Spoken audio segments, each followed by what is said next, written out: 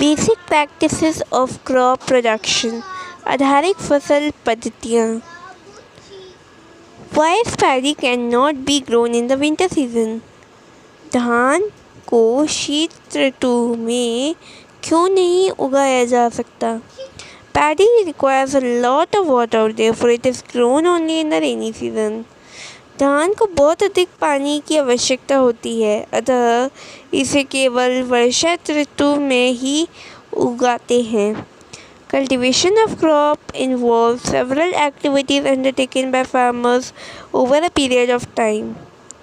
फसल उगाने के लिए किसान को अनेक क्रियाकलाप सामयिक अवधि में करने पड़ते हैं। You may find that these activities are similar to those carried out by a gardener or even by you when you grow ornamental plants in your house. ये आप देखेंगे कि यह क्रियाकलाप उस प्रकार के हैं जिनका उपयोग माली अथवा आप सजावटी पौधों में उगाने के लिए करते हैं। These activities or tasks are referred, ये क्रियाकलाप अथवा कार्य कृषि पद्धतियों तो जो आगे दिए गए हैं। सॉरी अगर मेरी हिंदी ख़राब हो तो। To add agricultural practices which are listed below. Now preparation of soil को क्या कहते हैं? हिंदी में मिट्टी तैयार करना। Sowing बुआई, adding manure and fertilizers खाद एवं उर्वरक देना। Irrigation सिंचाई, protecting from weeds खरपतवार से सुरक्षा। हार्वेस्टिंग कटाई और स्टोरेज भंडारण। Let's move further on. Preparation of soil मिट्टी तैयार करना। The preparation of soil is the first step before growing a crop. One of the most important tasks in agriculture is to turn the soil and loosen it. This allows the roots to penetrate deep into the soil. The loose soil allows the root to breathe easily even when they go deep into the soil. So, फसल उगाने से पहले मिट्टी तैयार करना प्रथम चित्रवर्ण है। मिट्टी को पलटना तथा इसे पोला बनाना कृषि का अत्यंत महत्वपूर्ण कार्य है। इसे जड़ें भूमि में गहराइयाँ तक जा सकती हैं। पोली मिट्टी में गहराई में धंसी जड़ें भी सरलता से श्वसन कर सकती हैं।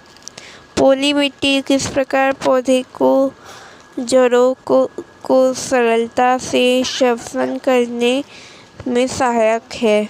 The loosened soil helps in growth of earthworms and microbes present in the soil. These organisms are friends of the farmer since they further turn and loosen the soil and add humus to it. पोली मिट्टी में रहने वाली केंचुओं और सूक्ष्म जीवों की वृद्धि करने में सहायता करती है। यह जीव किसानों के मित्र हैं क्योंकि यह मिट्टी को और पलटकर पोला करते हैं तथा हुमस बनाते हैं। You have learned in the previous classes that soil contains minerals, water, air, and some living organisms. In addition, that plants and animals get decomposed by soil organisms. In this way, various nutrients in the dead organisms are released back into the soil. These nutrients are again absorbed by plants. आप पिछली कक्षाओं में पढ़ चुके हैं कि मिट्टी में खनिज, जल, वायु तथा कुछ सजीव होते हैं। इसके अतिरिक्त मृत पौधे एवं जंतु भी मिट्टी में पाए जाने वाले जीवों द्वारा अपघटित होते हैं। इस प्रथम में मृत जीवों में पाए जाने वाले पोषक मिट्टी में निरुष्ट होते हैं। यह पोषक पौधों द्वारा अवशोषित किए जाते हैं। चलो और आगे बढ़ते हैं हम लोग अपने Since only a few centimeters of the top layer of soil supports plant growth, turning and loosening of soil brings the nutrient-rich soil to the top so that plants can use these nutrients. दस के बाद अभी आगे पता चलेगा, क्योंकि ऊपरी परत के कुछ सेंटीमीटर की मिट्टी ही पौधे की वृद्धि में सहायक है। इसे उलटने पलटने और पोला करने में पोषक पदार्थ ऊपर जाते हैं और पौधे इन पोषक पदार्थों का उपयोग कर सकते हैं। अतः मिट्टी को उलटना पलटना एवं पोला करना फसल उगाने के लिए अत्यंत महत्वपूर्ण है। ये turning and loosening of soil is very important for cultivation crops. काट the line. Okay, let's start. The process of loosening and turning of the soil is called tilling or plucking. This is done by using a plucks. Plucks are made of wood and iron. If the soil is very dry, it may need watering before plugging. The plugged fields may have big clumps of soil called crumbs. It is necessary to break these crumbs. Leveling the field is beneficial for sowing as well as for irrigation. Leveling of soil is done with the help of a leveler. मिट्टी को उलटने पलटने एवं पोला करने की प्रक्रिया जुताई कहलाती है। इसे हल चला कर करते हैं। हल लकड़ी अथवा लोहे के बने होते हैं। यदि मिट्टी अत्यंत सूखी है तो जुताई से पहले इसे पानी देने की आवश्यकता भी पड़ सकती है।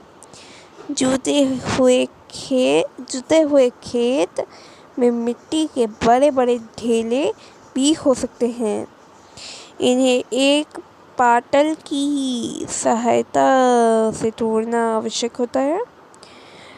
बुआई एवं सिंचाई के लिए खेत को समतल करना आवश्यक है। ये कार्य पाटल द्वारा किया जाता है। Sometimes manure is added to the soil before tilling. This helps in proper mixing of manure with soil. The soil is moistened before sowing. कभी कभी जुताई से पहले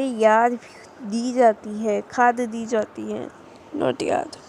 इससे जुताई के समय खाद मिट्टी में भली भांति मिल जाती है।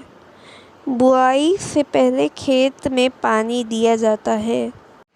आगे की हम लोग नेक्स्ट क्लास में करेंगे। Okay bye. Thanks. Like share subscribe comment down below if you have any queries.